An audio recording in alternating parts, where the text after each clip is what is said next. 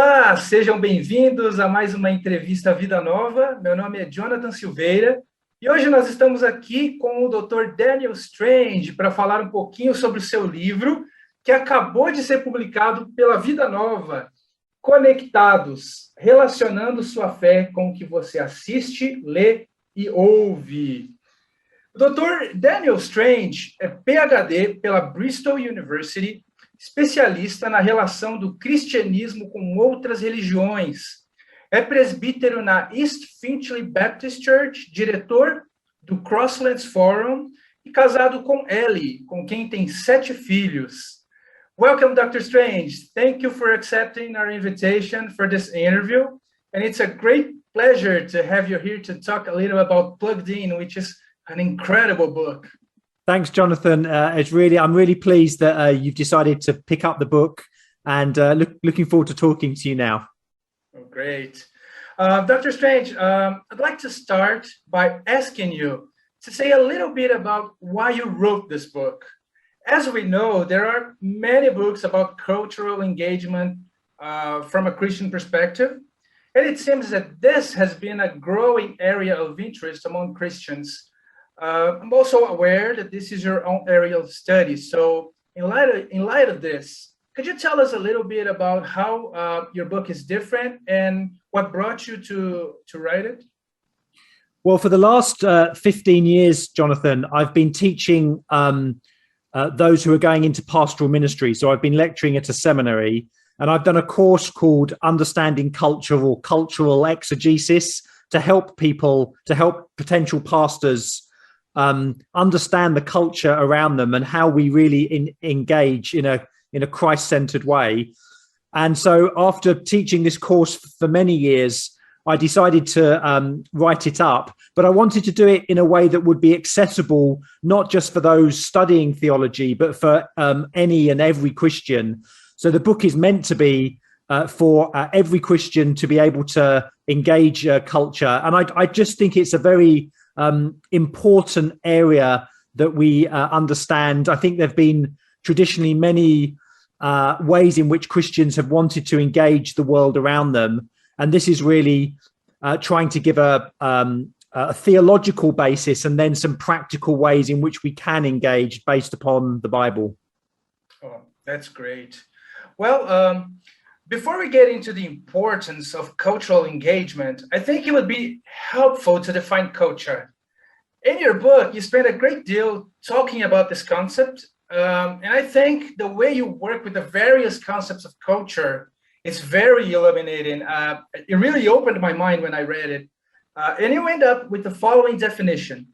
Culture is the stories we tell that express meaning about the world. Why do you think we can narrow down the concept of culture to stories or narratives? Yeah, so I mean, I'd be very interested how the word culture translates into a Portuguese kind of background. As I try and show in the book in English, there's a lot of confusion and people use culture in all kinds of different ways. So I try to come to one definition, and the idea of story and narrative is important. I think it's the concept or the idea that as all human beings are made in the image of God, and there's a kind of a storytelling function, which is part of, I believe, what it means to be human, who we are, where we've come from, where we're going, what are our hopes and dreams and aspirations. And so that comes out in this understanding of story. I think humans are naturally storytelling creatures. And so the idea that the way that we engage in the world is part of a bigger view of the world that we have. In English, we call that worldview. That's at the heart of what we mean by culture. I think this other concept of culture is religion externalized, the idea that we're not just storytelling creatures, we're worshiping creatures. We always are dependent and accountable to something or someone. And so the idea that culture is just the way that we manifest that. It's the fruit of our religious root. If you imagine a tree, there's roots and there's fruit. And the commitments that we have, the things that we depend upon the root, which we often can't see because you can't see the roots, but you see the fruit. And that's just the way that we live our lives. And culture really is that religion externalized. That religion has kind of comes out. And so the book is trying to see how that works, what the Bible says about that. But the idea of story is just a very good way of kind of neatly gathering that idea together. Wonderful. Well, the idea of cultural engagement may sometimes sound a little abstract for people who are more concerned with their daily routines, going to work and paying their bills. Yeah. So I appreciated the way you recognized that issue in the book by asking the question, how does what I watch on a Saturday night link with what I hear at church on a Sunday morning? So I'd like to hear some about how we can make people aware of the relevance of engaging with culture and the implications of what they consume. Yes, thanks, Jonathan. Well, I think first of all, I would want to say that the culture is not simply watching films or producing art. I mean, that's sometimes how people understand culture. But I would say culture is paying our bills, going to work. It's a very expansive definition. Yeah. And culture includes the way that we live, everything that we live in our lives. And I think since the book, I'm even starting to think even the word engaging culture is a little bit could be misunderstood. We've got no option but to engage with culture because we're cultural beings. We are located. I'm located in the north of England. You're located in Sao Paulo. That means that the air that you breathe is different to the air that I breathe. And we're kind of formed. And I think the thing that I want to get across in the book is that in the way that we live our lives, the culture that we inhabit, if we're not doing those things or living our lives formed by Christ, we will be being formed or deformed by other commitments and other ways that people view the world. At the end of the book of 1 John, that amazing little letter that John writes, the last verse of 1 John is, beloved, keep yourselves from idols. And so we need to be aware of the ways in which we are not thinking in a Christian way about our work or our leisure time. And so the book is saying there is no neutral ground. You're either being formed by Christ, or we're being formed by what the Bible calls idolatry, false gods. And sometimes we're just unaware of that, especially if we think our Christian life is just going to church on a Sunday or just going to a prayer meeting, but we're to take every thought captive for Christ. Whether you eat or drink or whatever you do it for the glory of God. So that puts sometimes us in an uncomfortable position because we have to think hard. We have to think, well, how does everything that I am doing, the way that I parent, the way that I go to work, my attitude to leisure time, all of those things are impacted by me being a Christian. And so the book is trying to explore what that means and how we go about doing that. In another section of your book, you talk about the 5 solas. And I found it very interesting to see the way you use them as guidelines for consuming culture. Can you talk a little about that and how the 5 solas provide us with biblical principles when it comes to consuming culture? Yes. So the Good Book Company, my publisher, when I first wrote the draft, that one of the questions they wanted me to answer, which I was trying to avoid, was that classic question, especially in the last few years, should a Christian watch Game of Thrones or something like that? And I'd been doing some teaching on the Reformation and especially the 5 solas of the Reformation. If you remember, only by the Bible, only Christ, only by grace, only by faith, and to God's glory alone. And I just thought maybe a different way of looking at the question of what should I watch or should I watch would be to say, what would you do if you pushed that question through those 5 solas of the Reformation? So, for example, everything that we do has to be rooted. We're to look at the world through the Bible. The Bible is our ultimate authority. So that says lots of things about how we need to live godly lives and what that means, but the freedom that we have in Christ. I think something like only by grace, the idea that we're not to be scared of culture. Yes, we're not to be a stumbling block to others. We shouldn't be sinning, but on the other hand, we shouldn't be scared of engaging the world because we've been saved in Christ, and that means that we can engage, I think, in a way that's creative. I think to God's glory alone is that great principle of the Reformation. Again, I've already stated that verse. Everything that we do is to do to the glory of God. And so when we have those 5 solas in our mind, it might help us as we think about, as I sit down to watch a program, is this good for my godliness? Is this going to give me an opportunity to engage with others and tell them about Christ? Am I thinking biblically?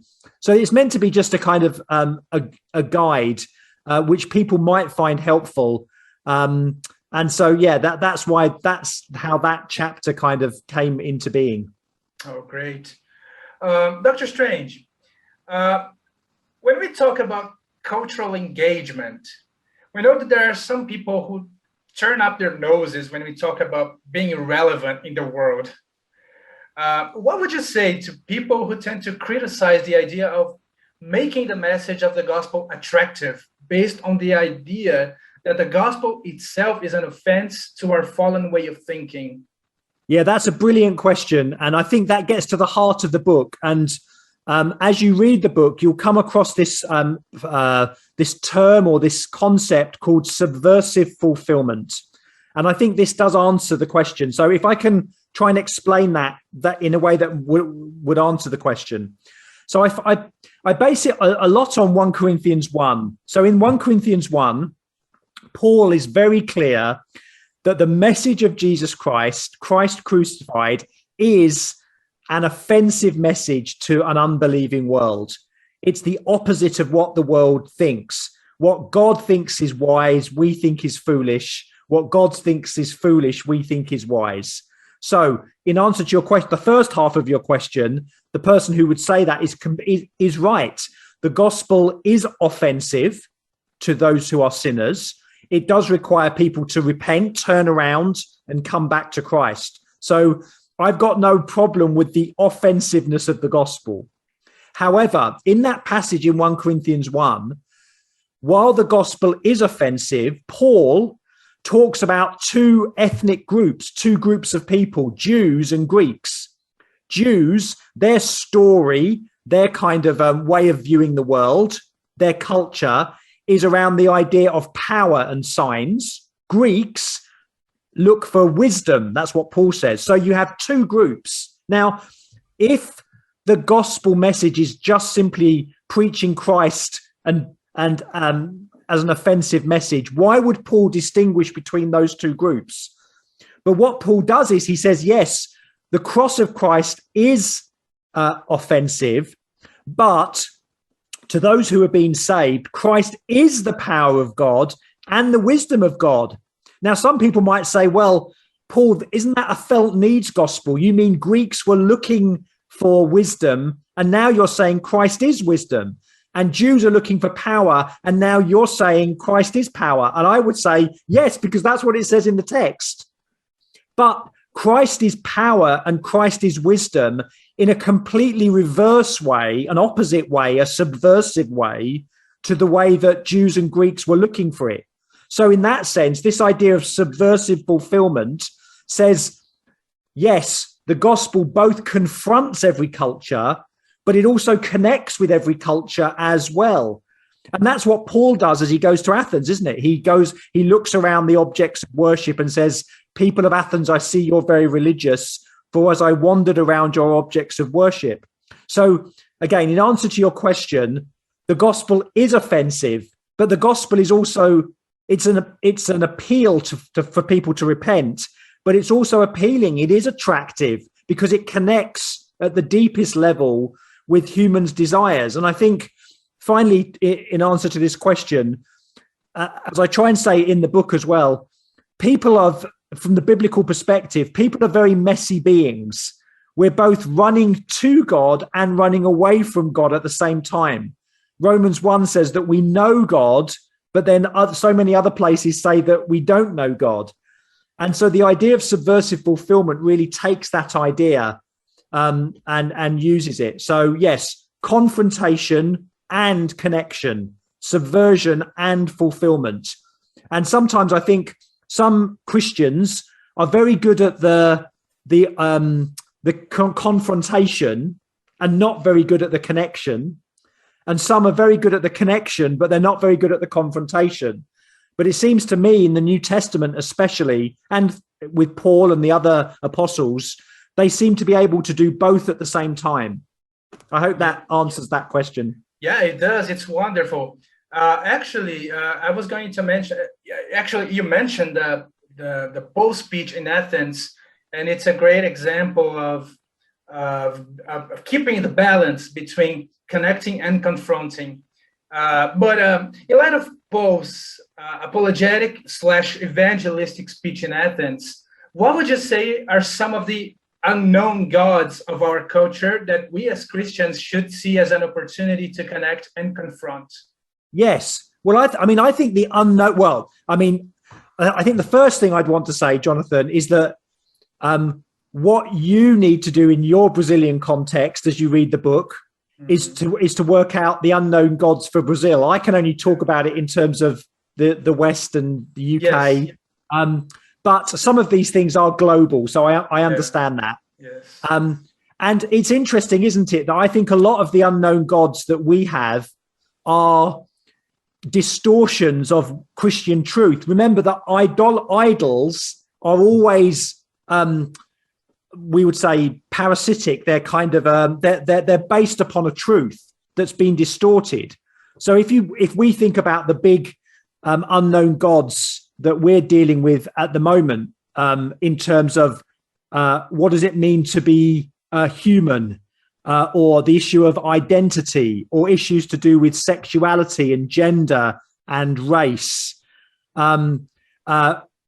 democracy being an unknown god in a certain way, or tolerance or inclusivity. Now, all of these things I think are potentially good things, but the way that the world takes them and distorts them, they become very human-centered, and God is left out of the picture. So I think the unknown gods that we have are those kinds of values, often based upon Christian values, but that have been twisted and distorted. So they become more important than Jesus. And I think in our context as well, people don't mind you believing in Jesus as long as Jesus is as long as Jesus serves these higher goals that aren't ever really defined properly.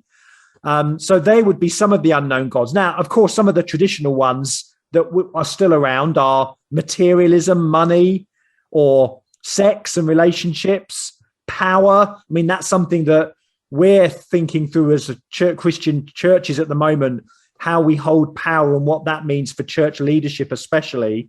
And they're some of the unknown gods that always seem to be with us. So yeah, there's a whole variety of unknown gods that we have to deal with. The key thing is that Paul takes his time to wander around and do some work, do some kind of archaeology to work out what these unknown gods are. And we need to do the same for our friends and family who are worshipping all kinds of other things. Yeah, wonderful. Dr. Strange, as a final question, what advice would you give to Christians who are watching us and thinking that they're not up to the task when it comes to engaging with culture? And how can they do so in a way that points to Jesus? Great question, Jonathan. Well, I think, as I've already said, in some ways, we don't have an option. The fact that we are living in the world means that we can't take ourselves out of culture. The question is always, is that culture we're engaged with, is the culture we're engaged with, or the subcultures or any number of cultures, is that God glorifying or is it God denying? And so we just need to wake up to that fact. Now, when we do that, I think it's putting in all those things to be thinking. As I note in Plugged In, there's a great chapter in Isaiah where Isaiah is talking about the idolater who makes his supper, his dinner, his food, and then he takes the fuel and worships it as a god. It makes it into an idol. And there's a great verse where Isaiah says, no one stops to think. And I think lots of people don't stop to think about the lives that they're living or what's behind it. We as Christians need to do that. We need to stop and think, and then we need to get others to stop and think as well. Do you know what you're worshiping? Do you know where that's going to lead? Let me tell you about something or someone else, the Lord Jesus. And we need to do that for our own hearts because, again, we're constantly wanting to be pulled away by idols, but Christ wants us to keep us close to him. We need to keep close to him. And we do that by being discerning, critically discerning. We do that by helping each other. This is why the local church is so important. I mean, my dream for the book is that people in local churches would get together and use the framework that I talk about here: enter, explore, expose, evangelize, the kind of 4 steps of engagement, and that you could talk about the week that you've had with your friends at church and say, yeah, how would we give some kind of analysis of that? How would we keep ourselves from idols by working through that? And more to the point, and this is important for us in my context, and might be for you as well, the book is not just about us consuming culture. It's got to be about us creating things. We can't just consume, we've got to create. You know, you have a publishing house which is about creating books. It's not just about commenting on what everyone else is doing. We have to be the ones who are creative in the arts and in media and in education and in law and in government. All of these things are important, because if we're just consuming, it becomes very reactive. But we need to be proactive, fill the earth and subdue it, go into all the world and make disciples of all nations. So I think there's something very constructive that we need to do. And maybe we're a bit too defensive. So there's some things that we can be doing critically and constructively as we engage the world around us. But we need to do it together. We can't just do it individually. We need to do it as local Christians and as churches, wherever we are. Amen to that. I want to thank you once again for your participation, Dr. Strange. You gave us a lot of great insights, a lot to think about, and I'm sure that it will spark people's interest in cultural engagement in a way that glorifies Jesus.